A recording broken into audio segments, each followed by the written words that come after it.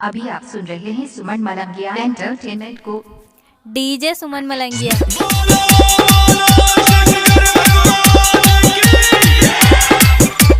DJ Sumit Satish रैमा।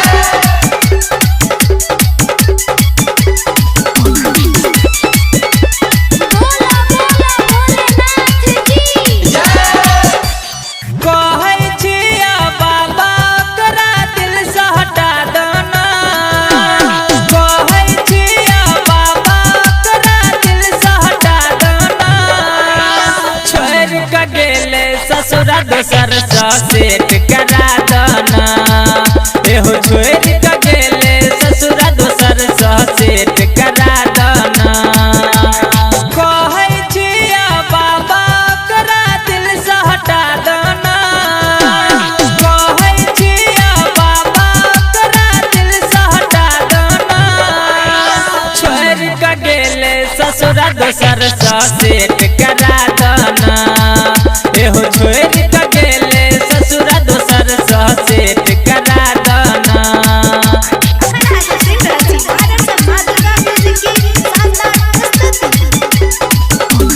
DJ Sumit Satish रैमा।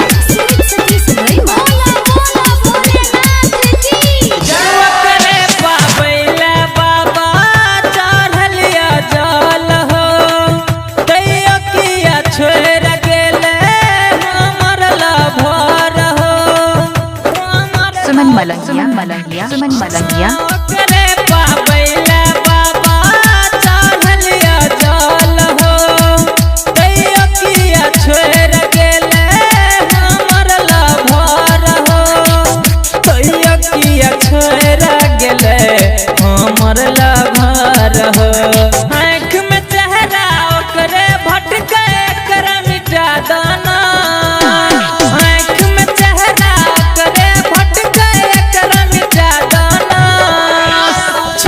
का गेले जानू दोसर सेट करा दना एहो छोड़ का गेले लभर दोसर सेट करा दना। डीजे सुमित सतीश रैमा।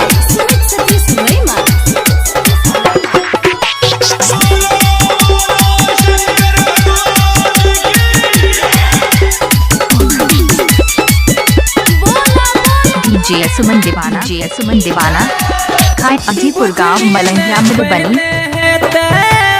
धोखेबाज हो विनती करै छिया भोला सुन लो आवाज हो सुन लो आवाज हो बुझली ने पहने है धोखेबाज हो विनती करै छिया भोला सुन लो आवाज हो विनती करै छिया भोला सुन लो आवाज हो।